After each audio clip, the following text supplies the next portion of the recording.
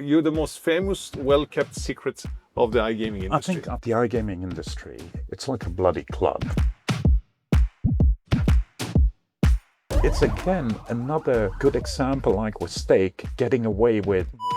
These people stand in front of the camera and tell the world that they made so much money illegally. If you read the articles, they're not bitter. Mm-hmm. They actually show the facts. I receive a lot of direct messages from people working for the company. Well done, Michael, but I'm not allowed to like it, otherwise I will get sacked. You started it like out of frustration? Frustration, yeah, that's the right word.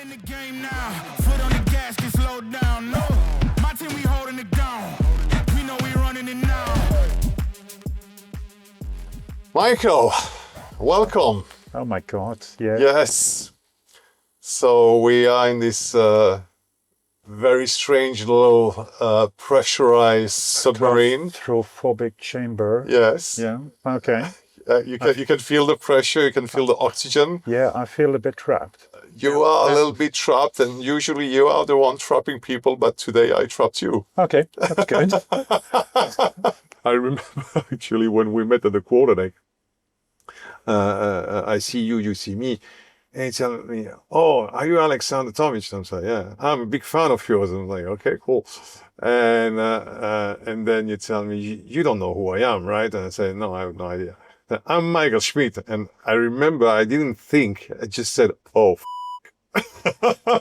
That's true, that's true. I was like, "Oh man, wow, that's a trap." Yeah. And then we had a beautiful 4 hours conversation, or 3 hours, I don't remember. Yeah, a short one, 4 hours.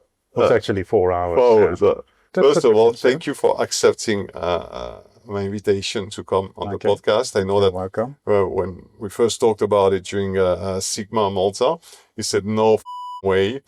And after a couple of beers and 3 or 4 hours conversation, it was around 2 o'clock in the morning. You said, "Okay, let's talk about it again." And you said to me, "I don't think it's a good idea for you, for Alea, but I'll do it." I thought it would be a marketing nightmare for Alea to True. have me sitting here and talk about what I usually write about. So True. I did that because after this couple of hours of conversation, I found out that you're a very agreeable person, contrary to what people may think, and that you deserve to be known by this industry that I think has a very wrong image of you. First of all, let's introduce you. You're Michael Schmitt. Yeah.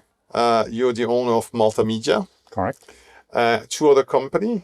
Please name them. Brennan and Trider. Brennan and Trider. Trider is the company that's doing the investigation stuff. So basically, you have around 1,000. We will finish by the end of the year around 1,000 investigations. Yes. Which are for clients. So they hire us to do some research into different sort of things. Of course, main part where we get hired is actually by lawyers who wants investigations done into iGaming businesses as they try to get some claims from players.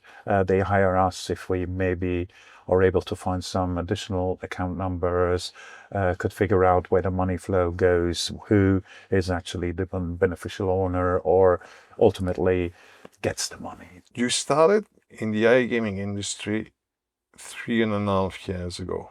No, a bit more. I was doing a project for a company from, the owners are in Germany, and I was doing a project, and I saw actually the amount of money which can be made in the iGaming industry. So I thought, like, if they can do it, I can do it. Right. And that's when you built MaltaMedia. Yeah. Why did you choose this path when as an entrepreneur? You say, okay, there's money to be made in iGaming. I'm in Malta. I'm gonna have a publisher website, basically. Yeah. What was the business model? How what did you think? Or were you going to make money? You know, the thing was, I was thinking about starting something like Focus Gaming News, Next.io, SBC News, an editorial website. Yeah, editorial just B2B an iGaming.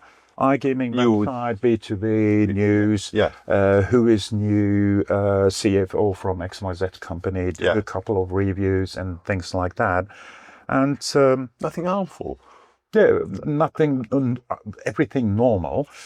And we went on from there, slowly, and we went from, I don't know, from 5 visitors up to 100 to 2,000, and it went up quite a bit. I think we had like 3 months down the line when we launched, we had like 20,000-30,000 visitors per month, which was massive at that time. Yes. I remember I had a chat to Pierre at that time, and Pierre Lindh, the Swedish chocolate man from Next.io. Mr. Chocolate. Mr. Chocolate. Pierre said, we have like 60,000 per month. And I thought like, wow, we are doing a good job getting nearly half, or at least a third of their traffic within so short time. Mm-hmm. And we went on, and I think it was like January or February, and we passed that number of 60K. Mm-hmm. And since then we just grow in traffic. I don't know why. We are not doing anything special SEO. We are blocking a lot of stuff. We are blocking Ahrefs, SimilarWeb, SEMrush. We are blocking ChatGPT, Gemini. You do block Google, not directly, but indirectly. Now, the crazy thing is that you don't appear in LLMs. You don't appear in Google. You have very little. We've seen there's some little traffic coming from Google. We don't know how. Okay. Can you tell us on the last 30 days, how many unique visitors have you? I checked the numbers before we came online. We did it together. It's like had the last 30 days, 859,000. So we are close to 1 million. We can say that in December you will do 1 million, okay? The last 30 days we had a growth of, I think, 73%. So all that traffic is coming mostly from LinkedIn, but also the other number that we didn't check right now, but that we've checked before, is time spent on websites. We have page views per visitor, which is 4.7. So 4.7 it's not just drop in, have a quick look, and drop out. 4.7 pages is quite a lot. And the average time for the last 30 days is over 16 minutes. That's completely crazy. The traction actually came after I was a bit upset that I couldn't get any business partners, any advertisers, any B2B clients getting along with me and we are talking about pre-editor's choice. So why? Okay, so that's interesting. We're talking about pre-editor choice category, where basically that's where you have the investigation information is there. I could say that's the most controversial part of your website. That's what makes the gaming industry shaking. That's where the yummy stuff is. That's where that's actually the category with the most clicks, most views, and most read pieces. Okay, so it's pre that. Why do you think you didn't get traction at that time?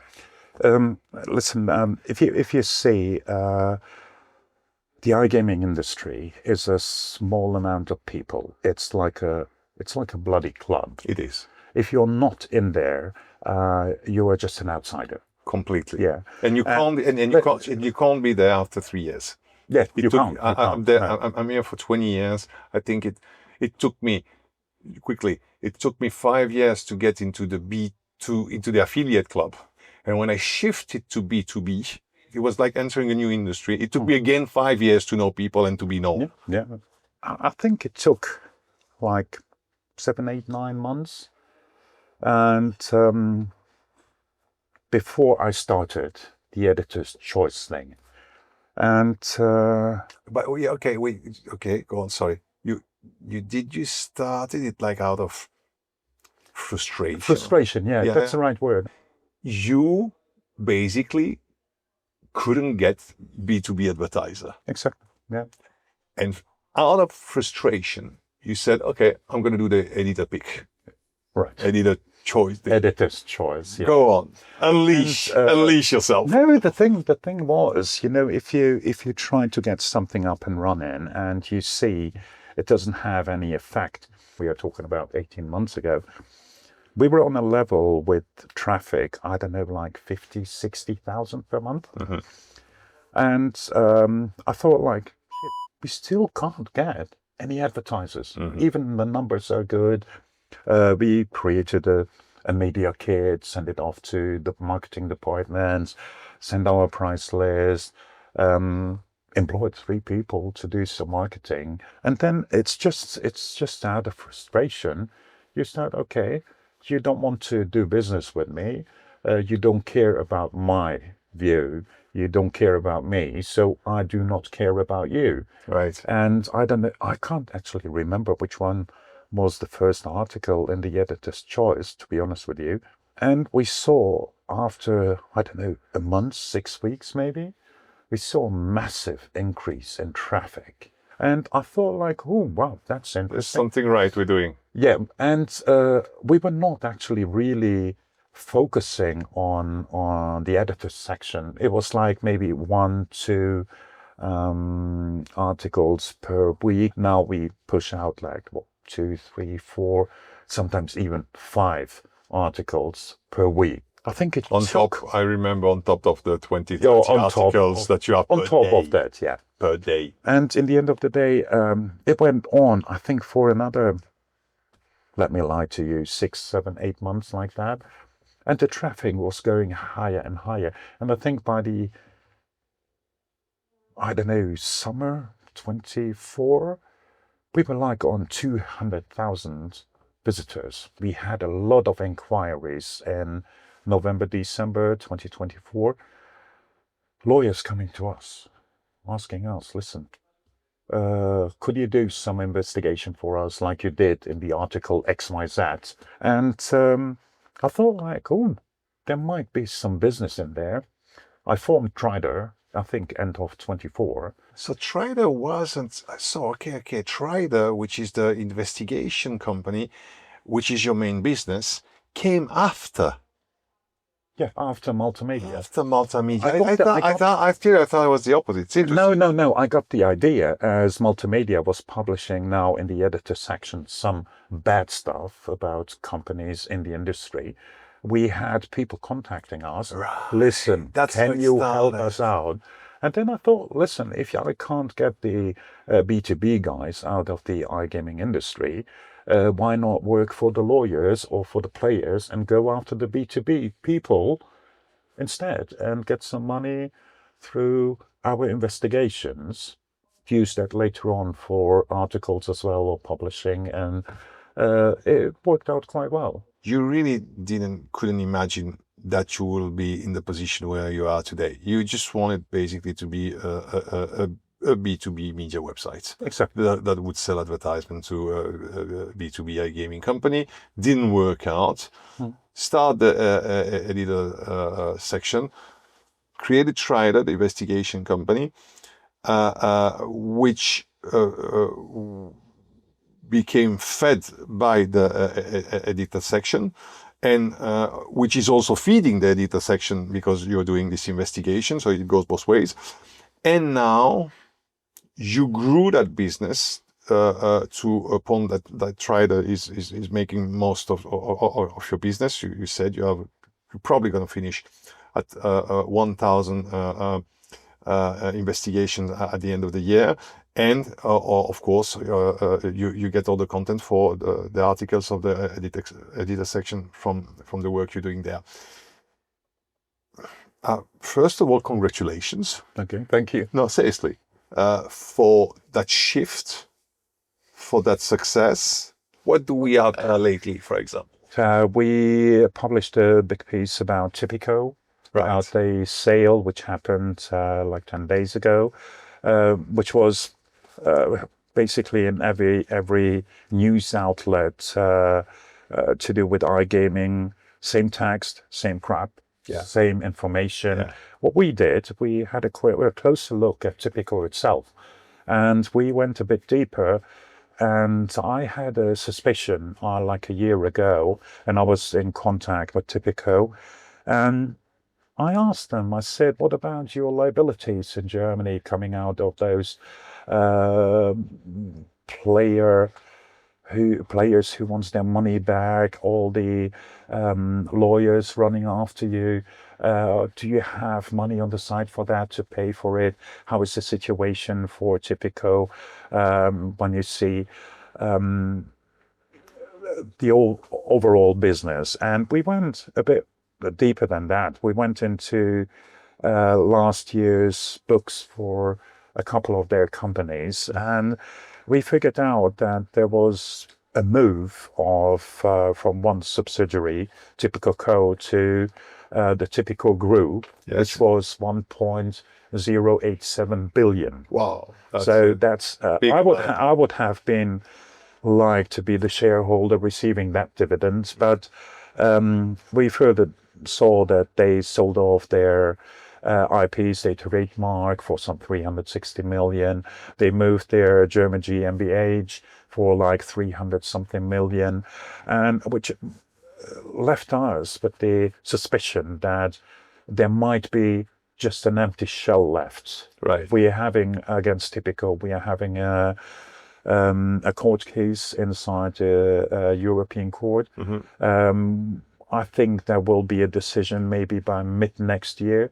And in my view, there is a 95% chance that Tipico will lose out and that Tipico will have, as well as other companies who worked at that time in Germany and Austria, will have to refund the money. Right. So what I think what happened here, let's be clear, Tipico didn't do anything illegal. So far, everything is legal, as they paid out dividends, they transferred their values into another company, nothing illegal there. I think what the point is here, that it seems that massive amount of money have been moved out of one company, which has liabilities in Germany, Austria, out of these player claims, and which faces a massive claim coming down the line. And I think somebody should look a bit deeper into that. That's one of the things which is something we published like a couple of days ago. Right. What else you got? Okay.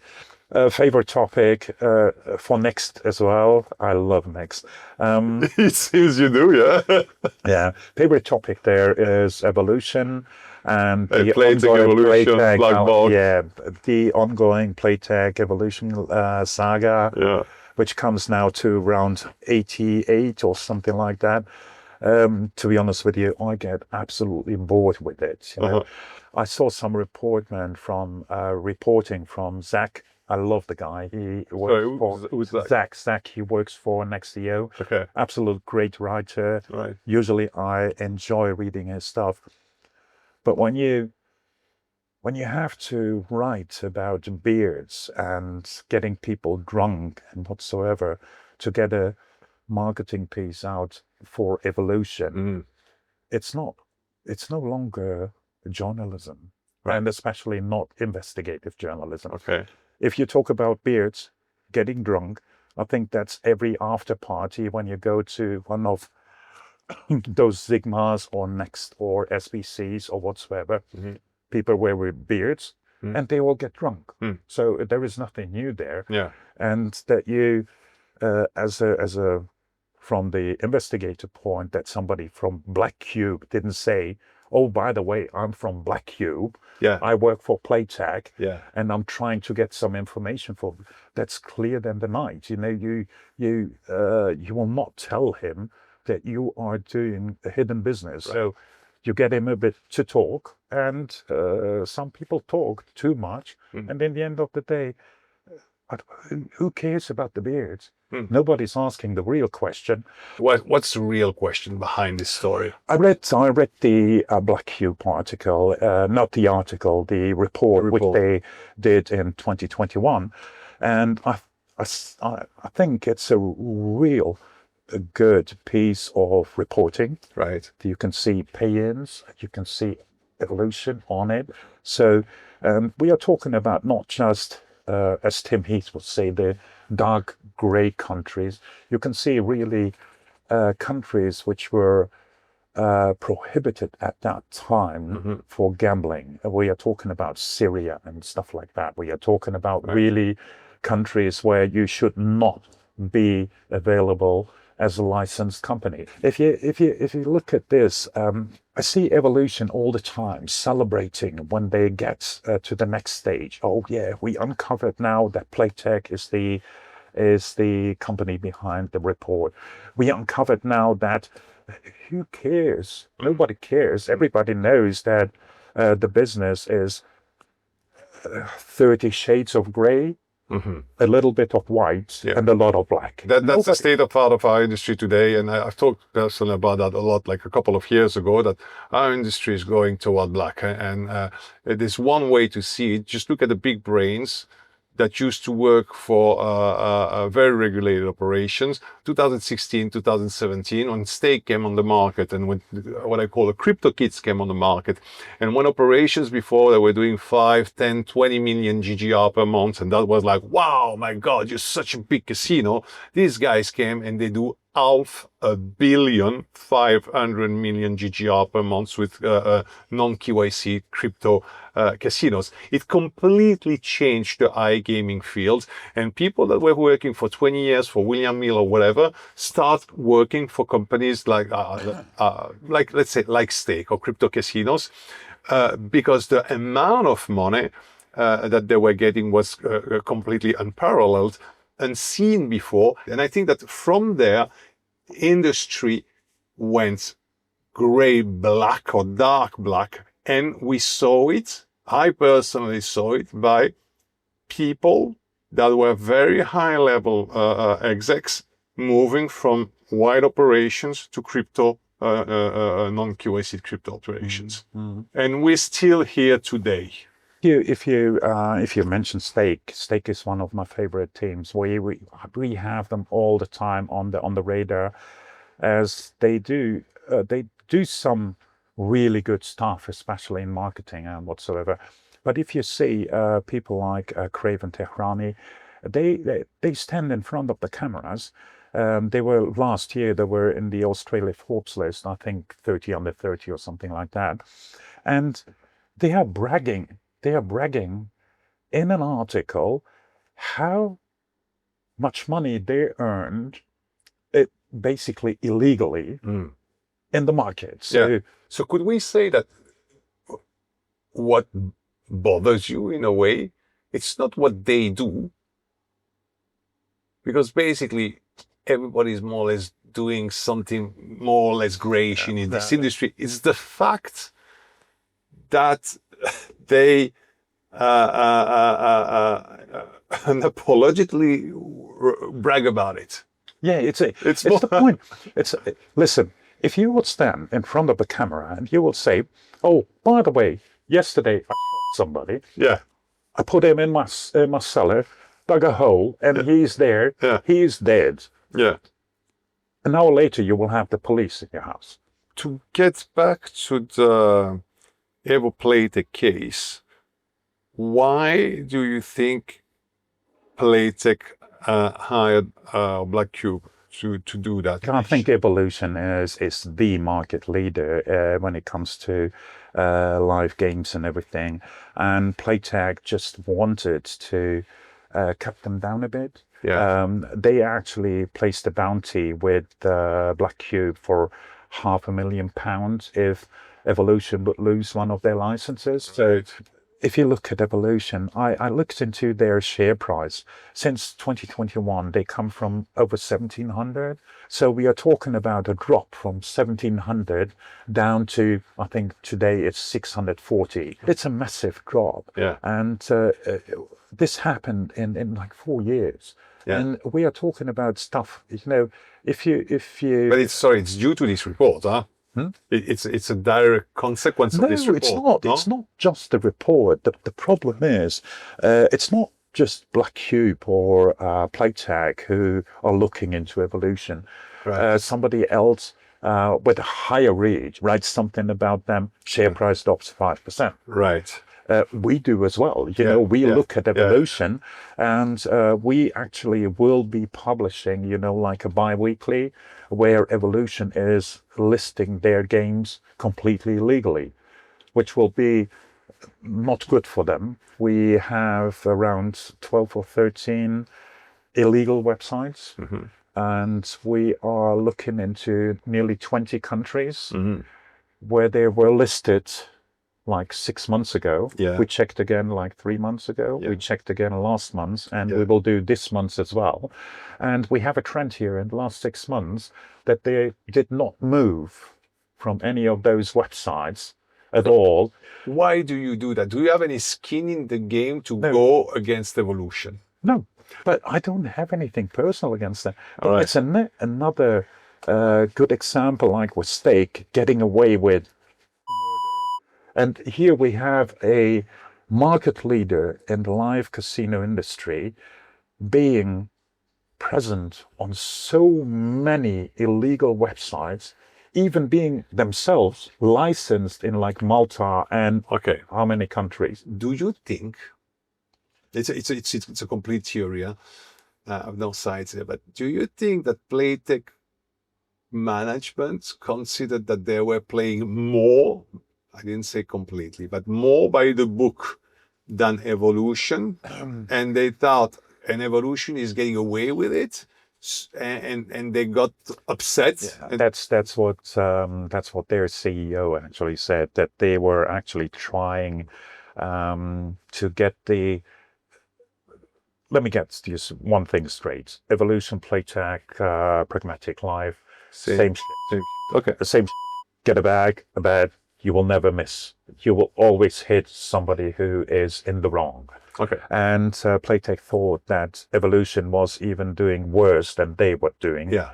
And they were trying just to get them to get a bit of their massive market share. Right. In the end of the day, two things: the top winner in the complete situation in the last 4 years, in my view, is Pragmatic Live. We didn't speak about Pragmatic. Let's speak about Pragmatic. Okay, go on. Okay. Pragmatic Live. Pragmatic Live is the winner. Yeah. And the loser is actually the iGaming industry.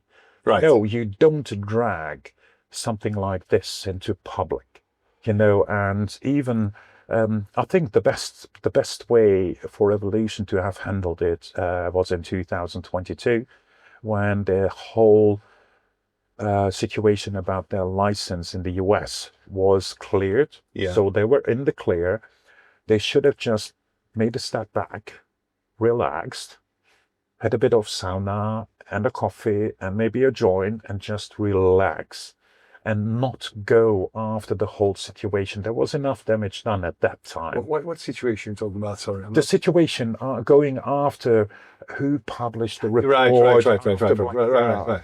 After Black Cube and whatsoever. They did, after 22, after they were cleared, they did more damage to themselves I understand. than the report done in the first place.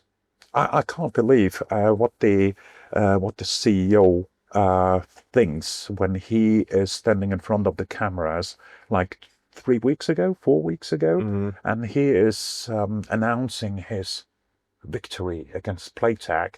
And he is in the press for like 2-3 days, and then they release absolutely devastating quarter results. Right. So if you know that you have quarter results coming up, which Right. are so crappy, Right.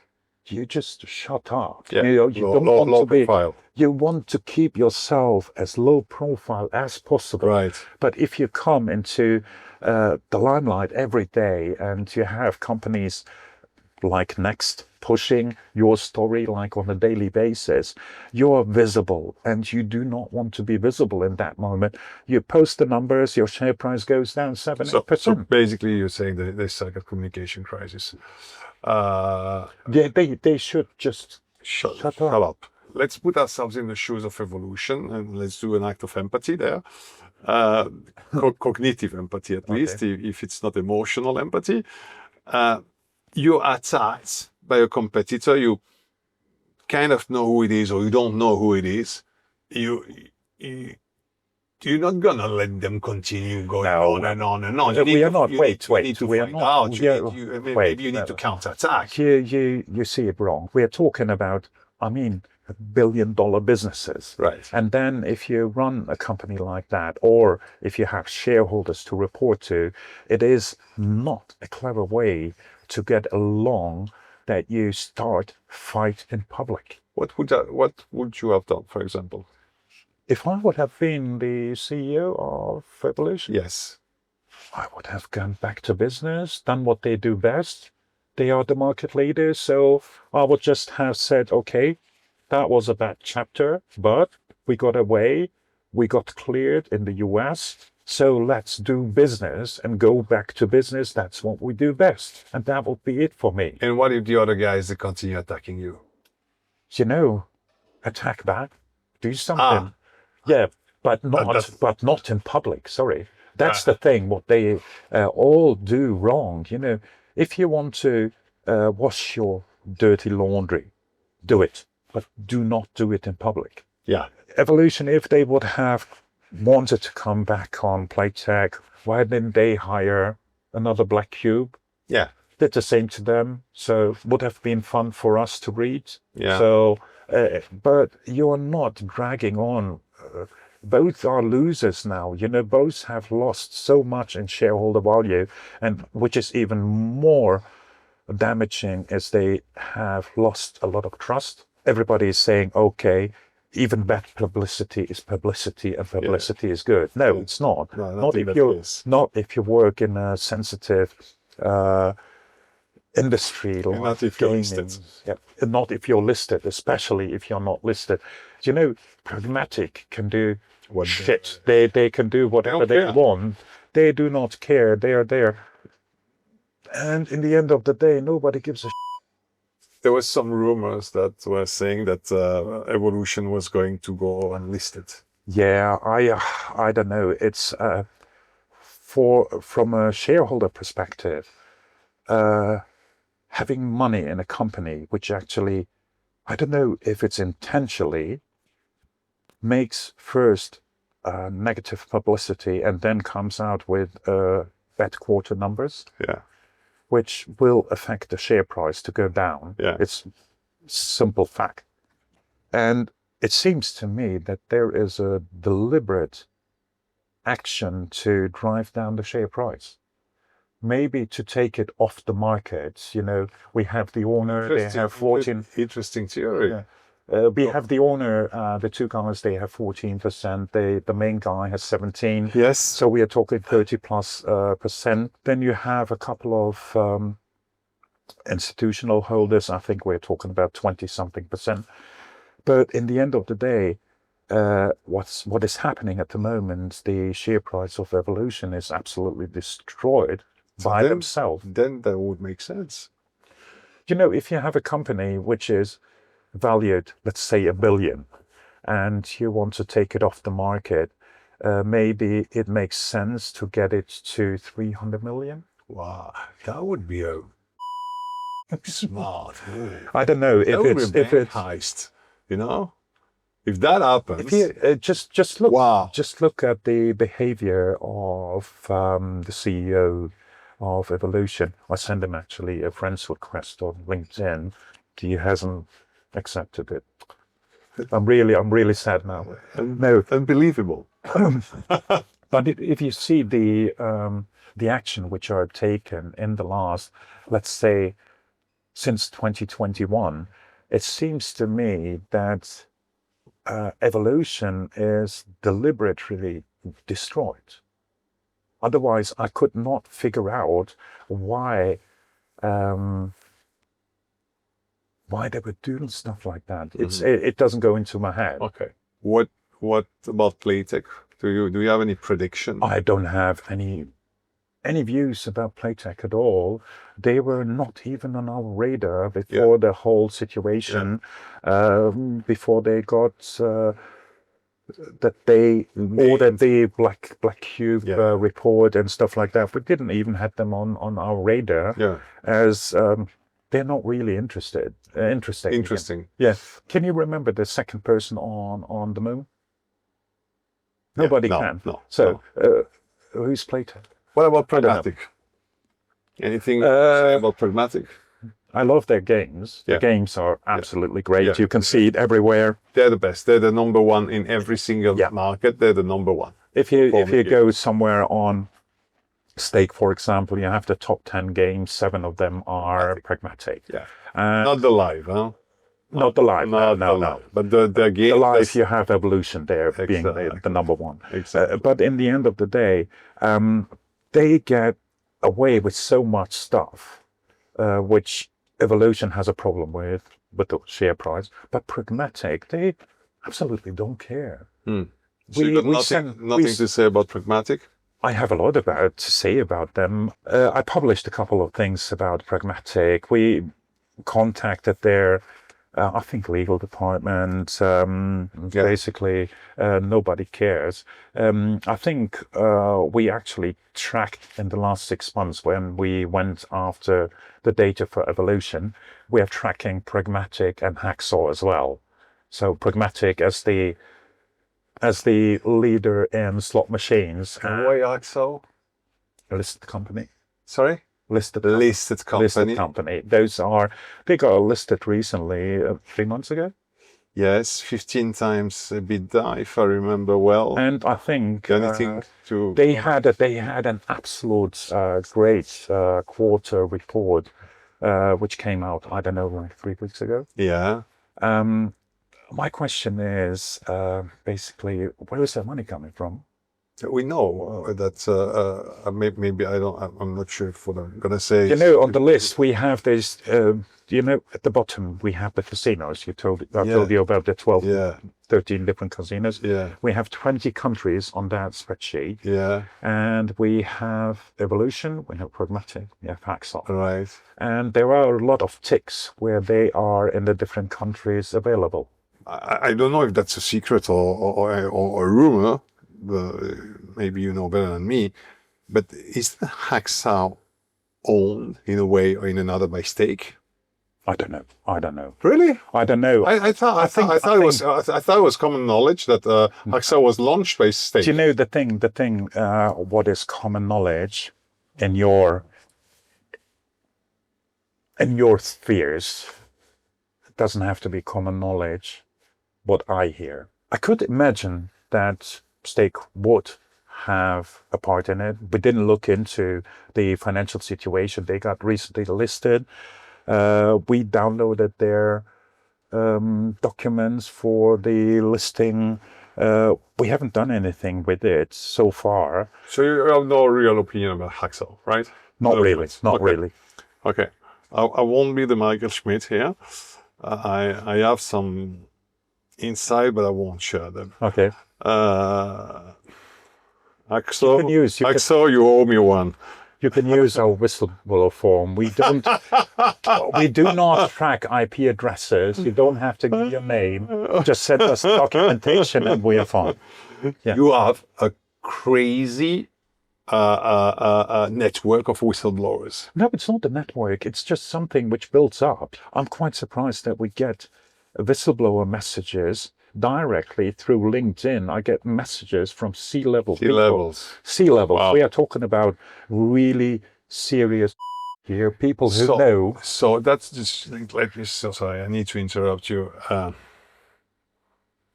Company culture is very important to me.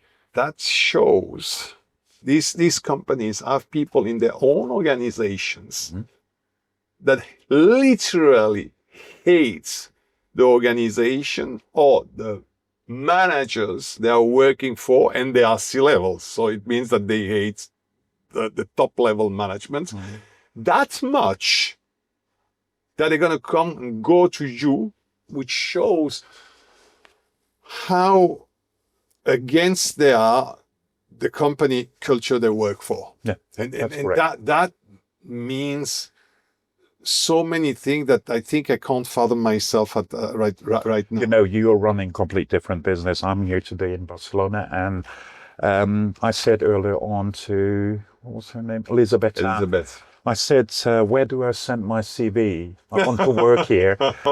It's a fantastic culture. You know, if you see somebody at lunchtime going to the gym, running around in shorts, taking a shower, and then going back to work, all in the office. And I saw some free lunch, which was delivered. I see a lot of fruits. I see happy people. Yeah. You know, that's a culture. We received over 1,000 whistleblower messages, not one concerning a layer, not one. So, which is a sign. That's a good sign. Which is a sign nobody hates you that much to get in contact with me. Yeah. Maybe if I would be a bit more likable, then, but you know. So I had several conversations with people from the industry, and they were asking me, you know this Michael Schmitt? Yeah, I've heard about him. And no, but that was before we met. Because you published a photo of me, like you said something like you came back from the future and there was this guy with long hair and the cigar thing, etc. And to be honest, myself, we didn't know each other. And I was like, what the I thought, it was a good picture. It was funny, but even my friend Bijan came to me and said, Alex, should you be worried? I said, I don't know. A couple of people asked me, do you know why he's doing that? Is it just a bitter guy or an angry guy, or is he trying to blackmail people? Why is he doing the things he do? Why is he doing the things he do? Exactly. The thing what people see is this: what is getting the most attraction, or the most traction as well for multimedia, is the editor's choice section. They don't see the full picture. They don't see the full picture. We publish 20, 30 different news about gaming daily. So and there's three Michael articles or 4 Michael articles weekly. Yeah. You know, if you look about some stuff, you know, and we publish something bad about evolution, I'm quite sure if you go to MaltaMedia, make a search about evolution, you will find maybe 3, 4 from me, but you will find another 30 or 40 from the last 2 years, which are positive about evolution. So we are not biased here that we are pro anti-gaming. I'm not bitter or whatsoever. We just run an iGaming website with somebody who does things a bit differently. You know, we or I do things differently, and I like to annoy people. That's true. I do. Okay. And I do know how I can poke people. Right. And I sometimes enjoy it. Why do you think that? I mean, is it coming like from a sense of justice or injustice that when you see something I said earlier, you know, I can't believe what people are getting away with it in this industry. So it is coming from the sense of fairness or justice or something like that. You know, if you see, I don't know.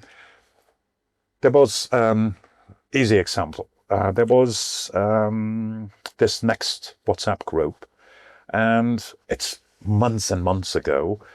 And I posted something in the group, and it was something really bad. I mean, something where somebody normal would say, wow, that's bad. And the consent of the group, which is basically 850 iGaming people, they said, what? So what?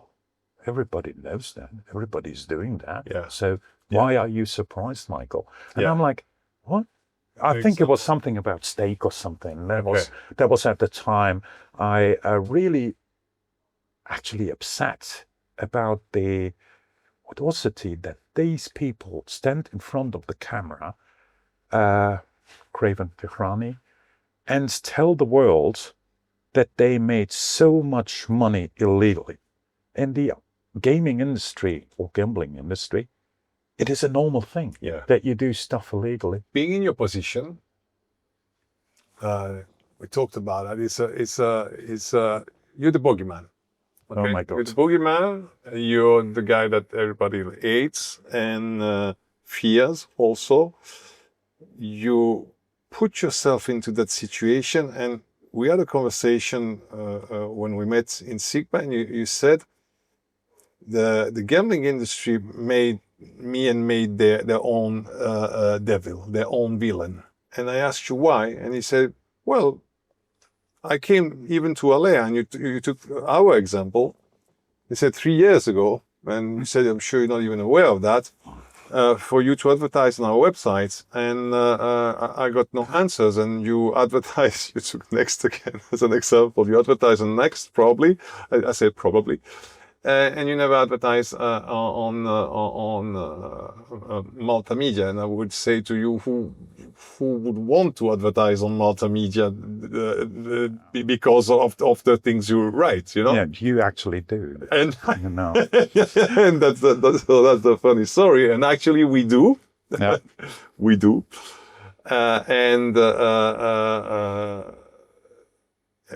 And we've seen the numbers of your website. You have significant amount of traffic, and I think it's a very good qualified traffic. And in December, you're going to be 1 million unique visitors per month in a B2B iGaming website. I don't know who else is there. I don't know. It's that people don't talk about it. You're the most famous, well-kept secret of the iGaming industry. I think the point is that people doesn't want to give me any traction. If they will talk about me in public or pull out some stats like you do, they would see this guy is doing some great stuff. A lot of people don't want to give me the platform to actually get to know me. A lot of people think, oh my God, that's just a bitter asshole. Yeah. He wants to piss everybody off in the industry. That's what And, people think of you, yeah. Thank you. That's true. No, but in the end of the day, you met me, so we got a little bit to know each other, and I think I'm everything else but bitter. Yeah, no, I agree. I think I'm quite a funny we wouldn't guy. be here talking if I think you're And you know, if you read the articles, let's be honest, read them and tell me that one is bitter. They're not bitter. Mm-hmm. They actually show the facts. Mm-hmm. If the reader likes it, especially if you are mentioned the article, it's a different story. Yeah. But in the end of the day, I'm quite sure when I write a nasty article about evolution, there are 5 people in Pragmatic and 5 people in Playtech who are laughing all the way to the bank if I write something bad about evolution. It's funny what you say, because you tend to forget not only the whistleblowers, because the whistleblowers are the one that becomes active. But there is the big mass of people that are not whistleblowers, that are in the company, and they're not aligned with the company, with what the company is doing. So the tip of the iceberg is what you see is the whistleblowers. But imagine all the other people that when you talk bad about a specific company in which they work, they laugh their ass too. Yeah, because exactly. because you're putting the light on something that they see from inside. But you can see that we receive a lot of direct messages, or I receive a lot of direct messages from people working for the company, and say, "Well done, Michael, but I'm not allowed to like it, otherwise I will get sacked." So this is this group of people. They're not the whistleblowers, but they applaud in silence. Yeah. Getting back to Malta Media and what you were telling me, is that nobody wants to advertise there on Malta Media? Are you looking for, or you don't care? Listen, if it doesn't matter if you just read the editors section, you have something to hide. But if you look behind the editor section, you can see regular news, regular updates about people, about games, about slots. Yeah. We are actually looking for advertisers. We are actually looking for advertisers for the last 3 years. Right. And so it's normal for any business who has employees, who runs on servers, who has an electricity bill and everything else, to have some income. As long as you're not ultra black, Yeah. or something completely out of scope, illegal. Because then whether they're your customers or not, they will end up in the editors. Yeah, definitely. Little It will not save you. no. It will not save you to get our partner. It's not a license to kill. No, it's not. It's not. And I think the thing is, You will still get spanked by Michael. yeah, if you've done something which is not okay, or we receive a lot of whistleblower stuff. One of the price you pay for, let's call it price of integrity, is that very few companies want to advertise on Malta Media, and that's what we discuss about. It's not just people don't want to advertise. Basically, nobody wants to talk to me as they don't. I think it's not just they don't want to talk to you; they don't want to be seen with you. Exactly. It goes further. I remember 2 years ago, it was Sigma, and I was talking to a friend of mine at the entrance, and he is in a management position in Sigma, and one of his employees came and he said, "Don't speak to him, that's Michael. Michael Schmitt, the guy." And he was like, "I know who he is, I'm not stupid." So you have rarely people who actually like to talk to me. Anyone from the iGaming industry that you like, or whether it's their work or whether it's what they publish on LinkedIn or the company, the people, anyone that comes up to your mind that you I do have to say Alea, as I'm now here. So I want to get out of the building. Thank you for being a good. The thing, I spoke with him earlier off camera. Alea is one of the companies I do like. Companies I like, I don't know, Pragmatic, they do some fantastic work around their slots. Okay. I mean, I'm sure they won't believe what they will hear when this podcast, when this episode is going to be released. That I'm going to say it again. You like Pragmatic? Yeah, Pragmatic. I don't know. You have No Limit. Oh, No Limits. It's No Limits is a beautiful one. I love No Limits. It's crazy. I love, to be honest, I love Jonas Stegman. I had him on the podcast. Mm-hmm. The guy is such a sweetheart. He's such a nice person, you know? Yeah, you see, I don't know him. Never get invited to anything. No, me neither. We just meet each other during conferences. Yeah, of course. So yeah, go on. I have a friend, for example. He works for a black company. And he says, we're paying out, we are correct and stuff like that. And actually, I went there and tested it. Mm-hmm. I wanted to say, do they actually pay out, or was that just some dinner talk? Mm-hmm. And I got my money. They paid out, no problem at all. Mm-hmm. I had to do some KYC. I did the KYC, everything was done.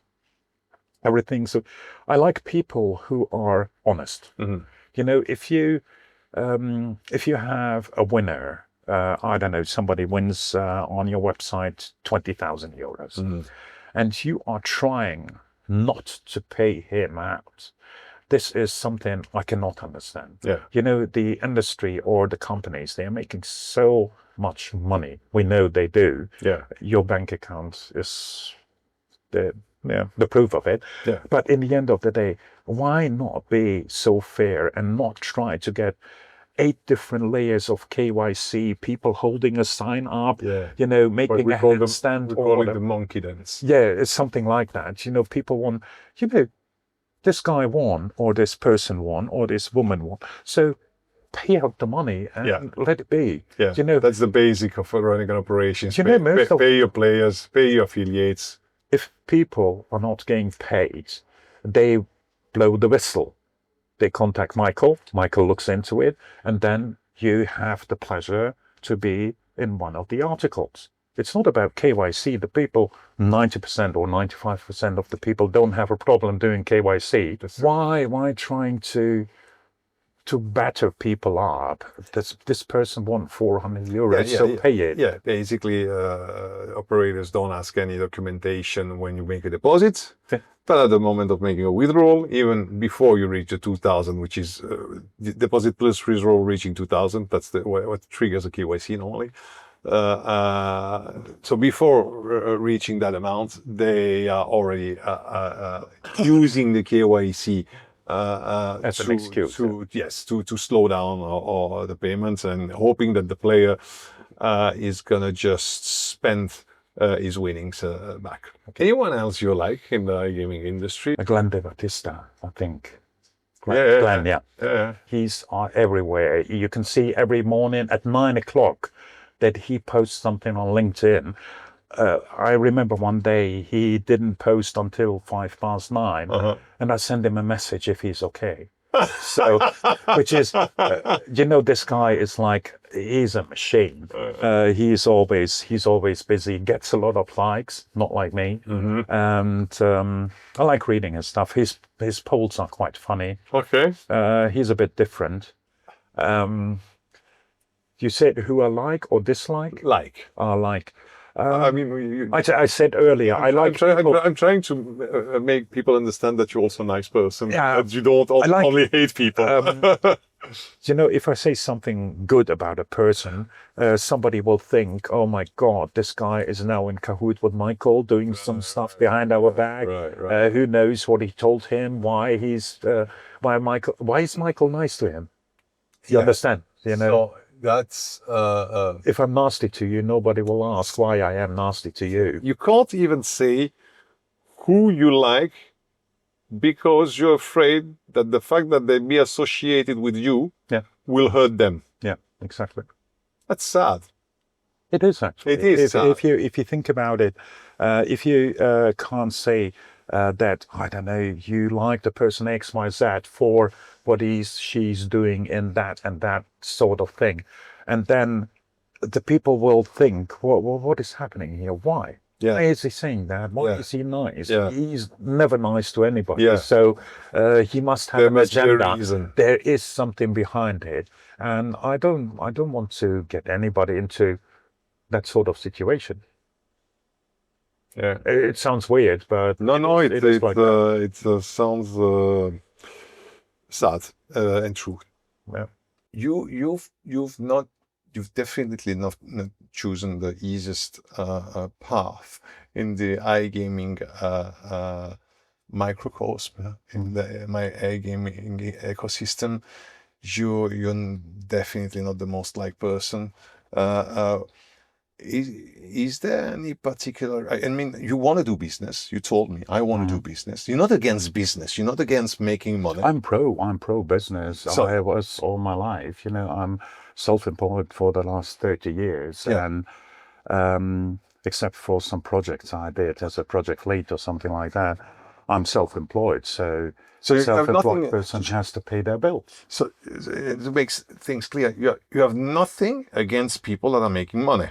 No, not at all. And could we say further, you have nothing against people that are making money in online gambling? No, not really. If they pay their players, exactly, everything's fine. You have to be fair. You can't be, of course, online casinos, gambling, you will not achieve 5-star reviews. People are upset when they lose money and whatsoever.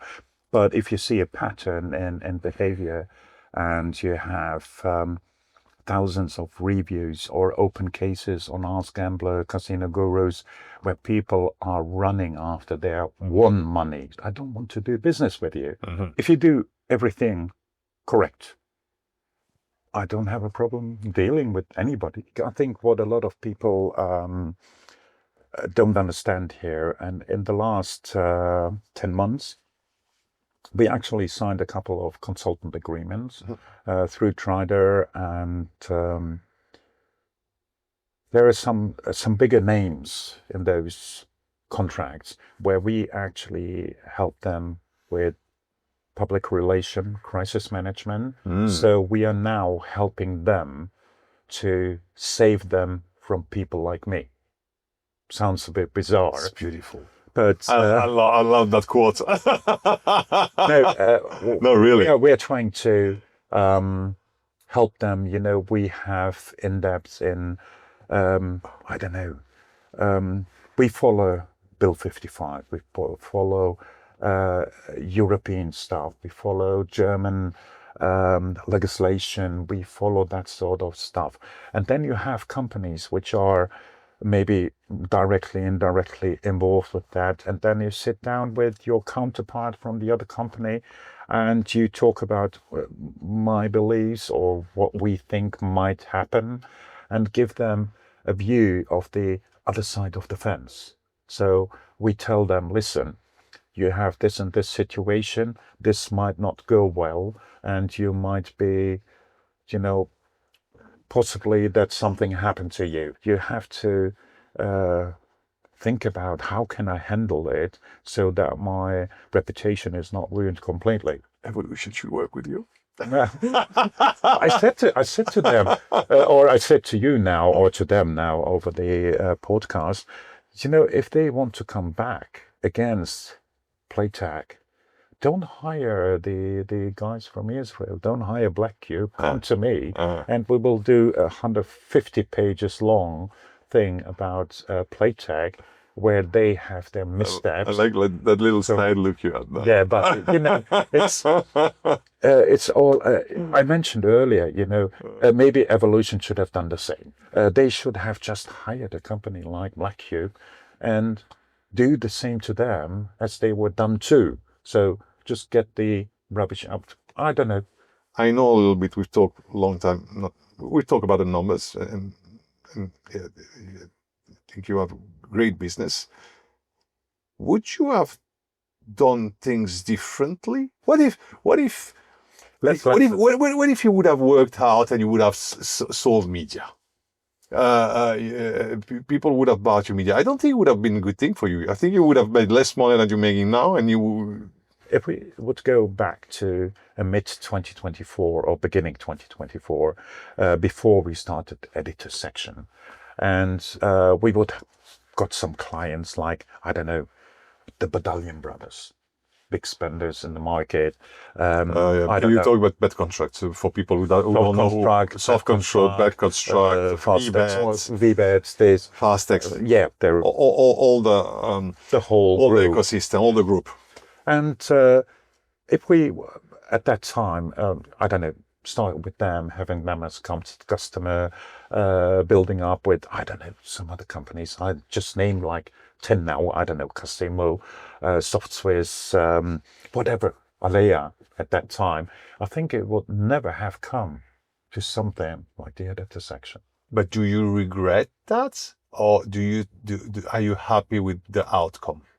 When you see now the full picture, can you see the full picture? Can you imagine the picture where it would have worked? You wouldn't have done the editor section, and you would have, let's say, a successful media B2B iGaming website. I don't know.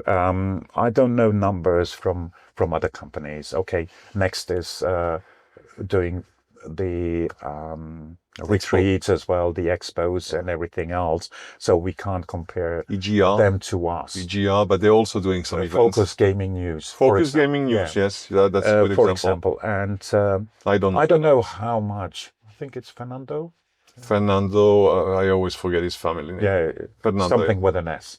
I don't know how much Fernando earns, but in the end of the day, at the current situation, I don't think that I could earn that much money with the B2B sector as I earn with Trider, doing the bad stuff. So I don't know how much they make. I have an idea of how much they make. I know how much you make. I think you will never make that amount of money with a B2B media website. Mm-hmm. And I foresee that you're gonna make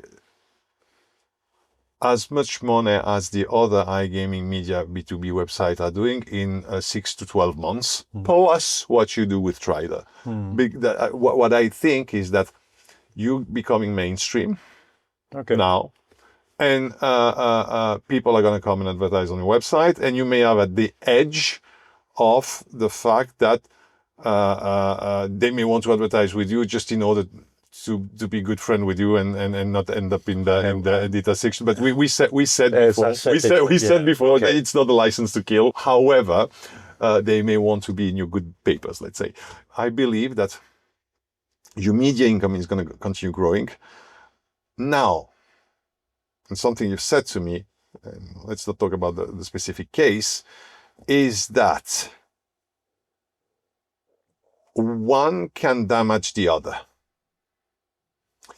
If you have, let's say, if you would have a media deal with a company and that you would restrain yourself from talking about them, that could damage the investigation business.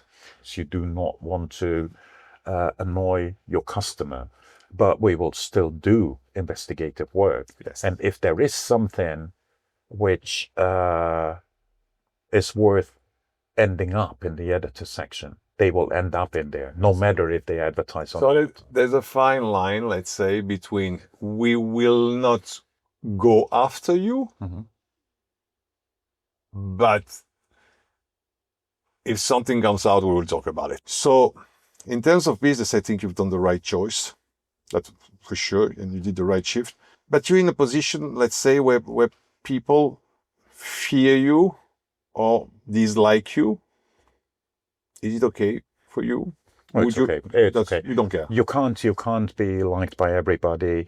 And, most people, I don't know how many of the founders or CEO are actually liked. I mean, really liked. Are they respected for the business they build, or are they liked? And I can see, I was actually quite surprised that a lot of people in the industry, I said positive things about Pragmatic. I said great games and whatsoever. But on the other hand, you have people from the industry running businesses in the industry, doing business with Pragmatic, and they don't like them. Do you think the founders or the C-level guys from Pragmatic are liked? Yes or no? So you ask me a question, do you think you're liked? I'm not liked. I don't want to be liked. Yeah. I don't want to be respected for the work I do. Yeah. And I have a clear business proposition. If it's in crisis management, if it's in research, investigation, even in advertising and publishing. So I have a clear vision of what I want to do. And of course, I will not be liked by everybody. I think at the moment, there are quite few people who actually like me.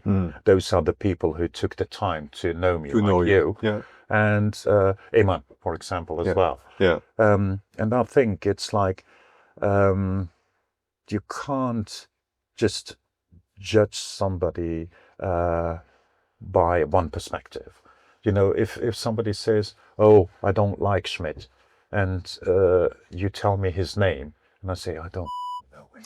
No, and actually, Michael, I mean, to say things clearly, you don't want to be liked by a lot of people. When somebody's liked by a lot of people, usually there's something wrong about them. You in a competitive industry like iGaming or whatsoever, you have a lot of people who will tell you one thing in your face and behind your back say something else. Completely. And in the end of the day, the people who are most liked in the industry, I'm quite sure they're the people most talked about behind their back. Yeah, probably. Yeah. So I circle back into that question. Would you have done things differently? Is there anything you would have done this? Or is there anything you regret? I thought about the timing when I started, the editor section and writing the negative stuff. I thought about it a few times. Should I have tried a bit more to get into this group of iGaming people? Should I have made a bigger effort? Should I have maybe attended some more of these conferences? Get some VIP tickets for the after parties and whatsoever. Should I have tried harder to get people to know me? Yeah. Maybe that's a thing I should have done differently. But in the end of the day, the result where we stand today, or the end of this year, I think it went quite okay. I should have maybe a little bit more given the effort to get along with the iGaming industry. or to get along with some of the companies. But in the end of the day, if you see you are making an effort and there is nothing coming back, it is getting frustrating. So maybe it's not about patience. Maybe it's about recognition. Yeah, everybody, whatever you do, you want to be respected, recognized, and And you didn't get that recognition from the iGaming industry. yeah, otherwise we would have MaltaMedia on a complete different level now. As a number 85 iGaming portal, and but we are now the portal number 1 to annoy people. Yeah. So now you're getting your recognition in another way. In a bad way, actually. In a bad way that everybody hates me. Okay. And You consider it's in a bad way? I don't know. I got my recognition now. I got my respect now. But you said in a bad way. Why did you say in a bad way? In a bad way, usually... In a common sense, but we are all human. We all want to be liked. You know, everybody wants that, liked and loved and whatsoever. You're right. If it's from the wife, the kids, or what, even your dog. Yeah. You just let's love say to be liked. The community we are in, which is the iGaming community, blah blah blah. Yeah. If you, I went to, I think it was Next actually last year, and I walked towards a group. There's a pattern, yeah. No, it's just around the corner from me. So because you're in Malta. Okay. Yeah, I'm in Malta, so they're in Valletta. It's just around the corner. It's a quick trip for me, and I went towards a group. I didn't know anybody in the group, and I just wanted to pass them. And when I came a bit closer, they stopped talking. You could see they stopped talking, and I was like, okay, and I was like. Okay. Can we say that Pierre Lindh is your nemesis? No, not really. We had a quick. But you're quite opposite type of personalities. I'm not even sure. We had a quick exchange a couple of days ago. I said to him, "Look, if I post something bad about you personally or about your company, it's nothing personal. You know, it's something which I think." Or which is my opinion, and you know, I think you're overdoing it with evolution, for example. Yeah. There is no bad blood, so next time I will meet him. I don't have a problem with him. I don't have a problem with maybe he has a problem with you. Maybe I don't know, but if for him as well, if this is publicity which might be. Good actually for Next. You know, if we talk about them, even if it's in not the nicest way, that might be good publicity for them, so that we have this ongoing thing on LinkedIn or whatsoever. It's okay. Maybe you would argue that this is good for you, that you have a little third with him. Yeah, it's. I think it's if you have an exchange on LinkedIn openly. A lot of people would see it, and I'm quite sure everybody in the industry will side you with Lindh, and they think Schmitt is an ass. So, in the end of the day, as I say something... It's true. Michael, we had quite a long conversation. Is there anything you would like to add? Usually I don't do podcasts or interviews. So let me brag a little bit and say, you've seen him here first. Yeah. I think I will not do many of those. I would accept an invitation from Pierre. That was the next thing. You knew that would come. No, you got me bashing. You got me bashing. Are you serious? No, I am. Yeah, you got your chance with this guy. No, the thing is, I don't have any beef with him. I don't. We might have different opinions about stuff. We might have different views, and I would say is that I would really, Pierre, I would love to see that happen. I would love to see that podcast. I would love to see you sitting in front of each other and talking to each other. I would really love his office is just around the corner from where I live. So man, that would be freaking awesome. Yeah. And that would show there's something I like about this industry. The money. Obviously. Okay. I mean, we all ended up here because of the money or the easy money. But I think someone was asking me why it was in Sigma. The journalist was asking me, what are you doing that others are not doing and is making you so big in Brazil or something like that? And I say, oh, whatever. We have Spanish culture, we have a cultural connection, blah, blah. But SoftSwiss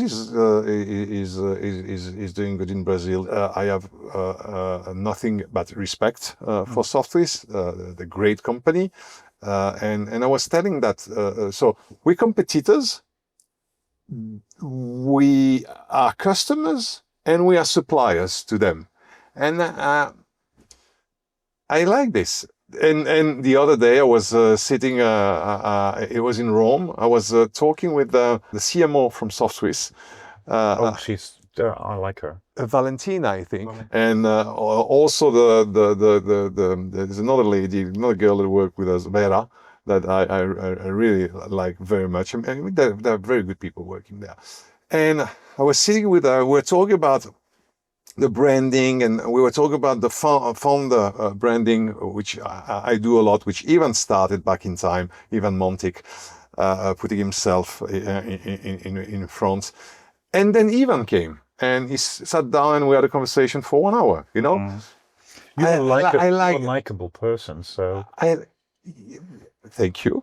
Thank you very much. You're a likable person too, actually. Yeah. And people, I told you earlier today, you deserve to be known. And that's also one of the reasons I wanted to do this podcast. I wanted people to see you.